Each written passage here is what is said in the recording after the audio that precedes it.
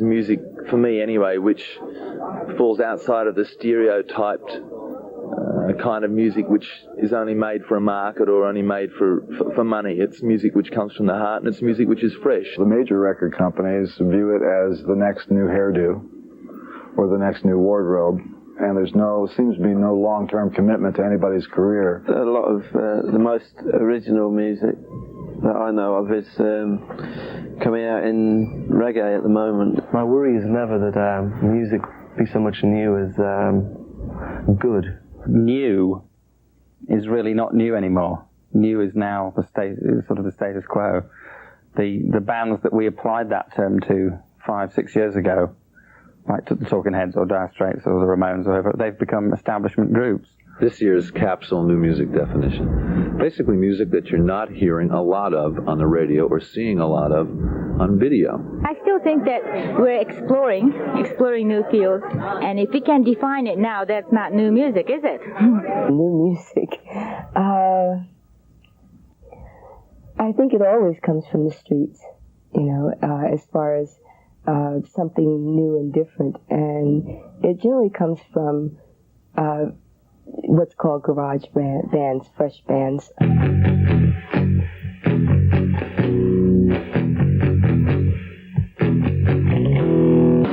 I always wanted to be in a rock and roll band. Our mother played, she had some great records. She had the band, she had Bob Dylan. She would vacuum the house listening to the Rolling Stones and Creedence.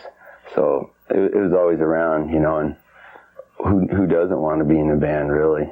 She gave me a guitar, and you take it from there. It only takes about 10 minutes to learn how to play. Oh baby, what's going on? You don't laugh on the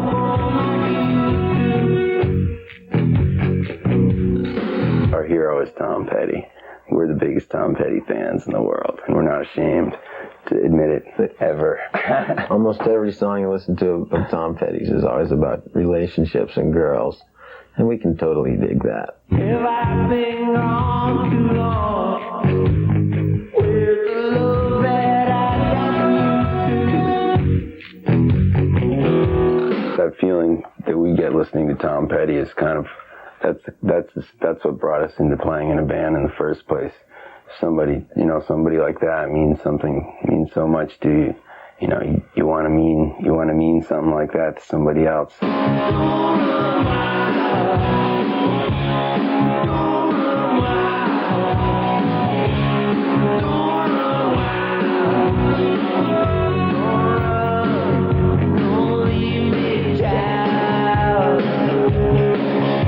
band started out in New Hampshire as a trio. We moved down to Boston after a summer of trying to get gigs, and all we were doing was summer camps. And they're the only people that would take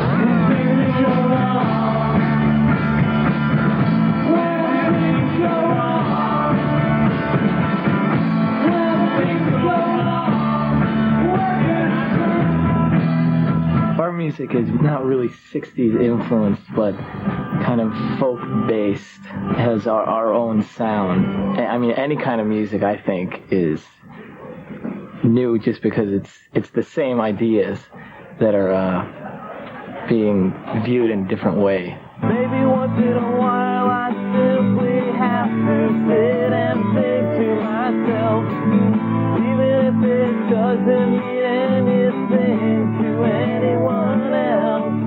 I'd say a good portion of our audience is college, especially now because the first record, D is for Dump Truck, mostly got played on college radio. It got hardly any commercial airplay. So, obviously that's going to form part of our audience. Yeah, I think we just sort of decided we just wanted to play what we want to play and not make any real conscious effort to say, well, we're going to be this style or we're going to try and fit in here or anything, but just, do the songs the way we want to do them. How come now you say those words once more? While I try to listen, I can't decipher any of the sounds, for they're incoherent and If we were to make a living from the band, I think we'd be happy. I think at the point where we can go away, not have to worry about what's going on at home and the money, then we'll, in our minds, have made it.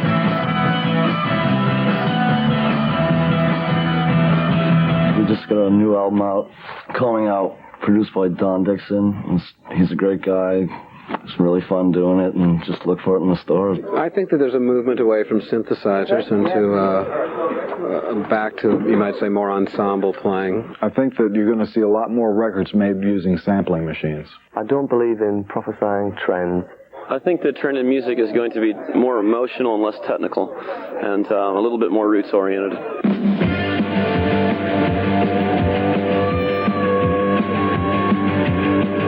I was raised on a farm and lived there for 21 years, as a matter of fact, until I got in with a bunch of wild boys from Nashville, Tennessee. It was a big influence on my music, I think, because it just gave me a sort of sense of that rural feeling, that natural feeling. That's something we're after in our music. We're looking for a certain honesty and a certain American natural energy. That's what we're kind of after.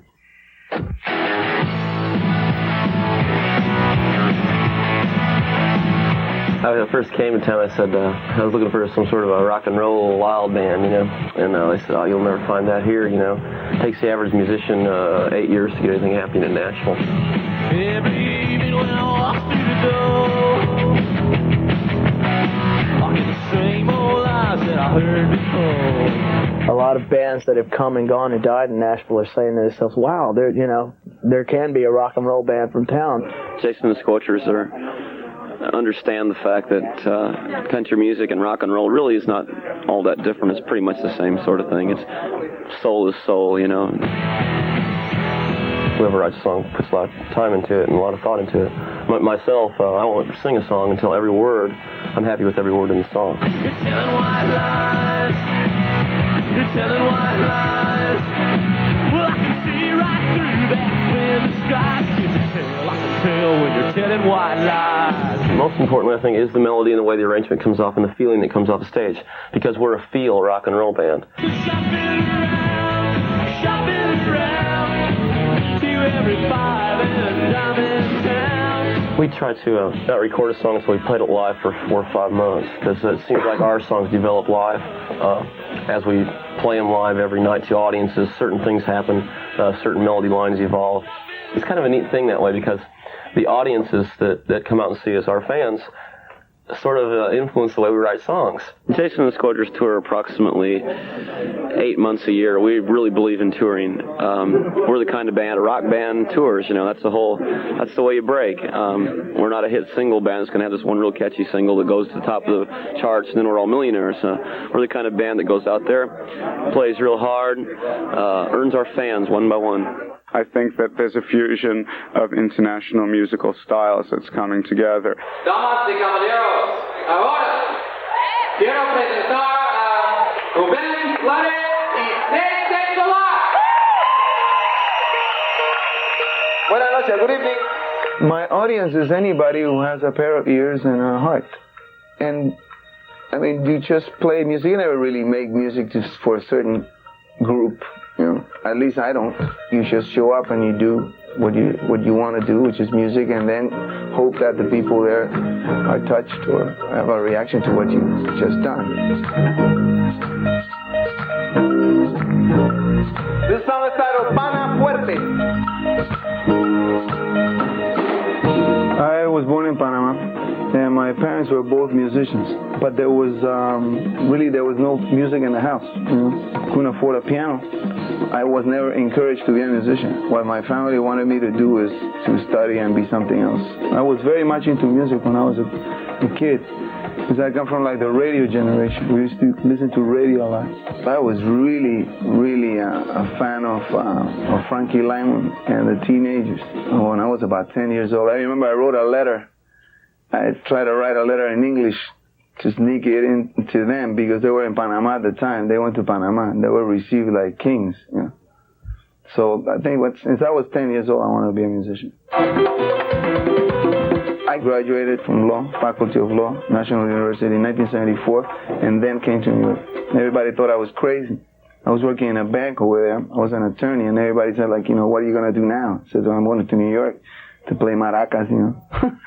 And they thought I was really like, oh, okay, you know, this guy's really nuts.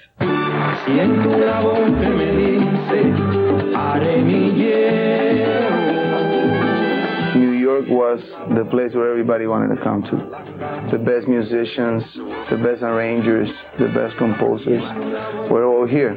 In terms of the salsa field, Afro-Cuban music, it's music that for a long time was used more to dance than to express life as life is in a Latin American country. You know, what I decided to do with it was that instead of just using the music to escape, I began to think that, you know, we could use the music to confront issues, and at the same time to create some sort of documented folklore through music. You know, the folklore of the city, the urban song, the urban sounds, the urban spirit. A metal shack is crossing through the night. A beat up black sedan against the neon light. Papo from Park Street is driving with his crew. The barrio boys, the macho crowd, the uptown cool. In 1983, I started my own group, Seis El Solar, and Buscando America was the first album we worked together. One reason I think that critics and the public at large paid more attention to Buscando America perhaps was the fact that for the first time there were translations. You know, maybe they read and said, they're not singing about Chiquita Banana. You know, it was interesting stuff. It was a very pleasant surprise, I'd say. Very much so. And I mean, and when you read Time Magazine saying in July that this is the best album of the year and this is a Latin album, you go like, wow. Tell me about your new album. The album is titled Escenas in Spanish. That means scenes. And the difference between this album and Buscando America is that Buscando America dealt with people's lives being affected by politics in Latin America. Whereas in Escenas, the album deals with people's interrelationships, interactions. Siempre en la noche mi mamá buscaba el sueño frente a la televisión y me pedía que por favor no la apagara. Soledad en aquel cuarto no aguantaba, aunque jamás lo confesó. Están tomándose un café, sentados sin saber por qué. Silencios means silences. What the song is about is like to live in silence. It's just another way of dying. Donde mirar y así prolongan el final. Hold on, I made a mistake.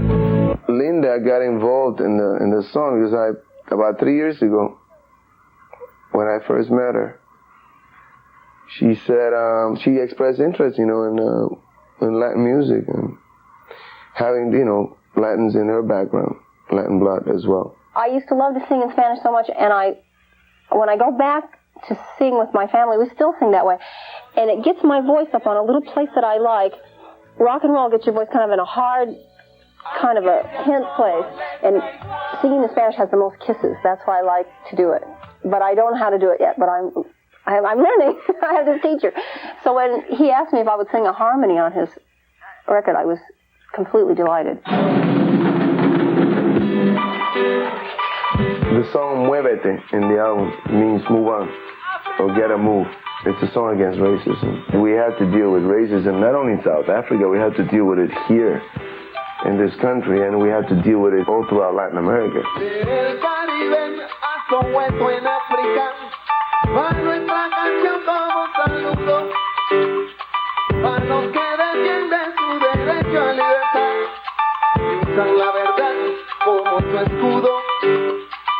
No hay bala que mate a la verdad, cuando la defiende la razón. Reunámonos todos para acabar con la maldad, muévete con todo el corazón. Jelly Bean Benitez is is the one who's going to do the dance next for it. I have English lyrics for it as well, and I'm going to be doing an album in English as well. Is it a goal of yours to reach an Anglo audience? My position is I want to establish communication. Not only because of the you know, being an artist, that's what one of the things you'd really like to have, you know, that, but also because in terms of what is happening today in the world, and worldwide. I find that through music, when you address issues that are general, and they're human issues, everybody's the same, doesn't matter. What it does is it reminds people of a language, the language of the heart. All of a sudden you have created a link between them. Or not created, made them rediscover the link. And that's the importance that I give to this music.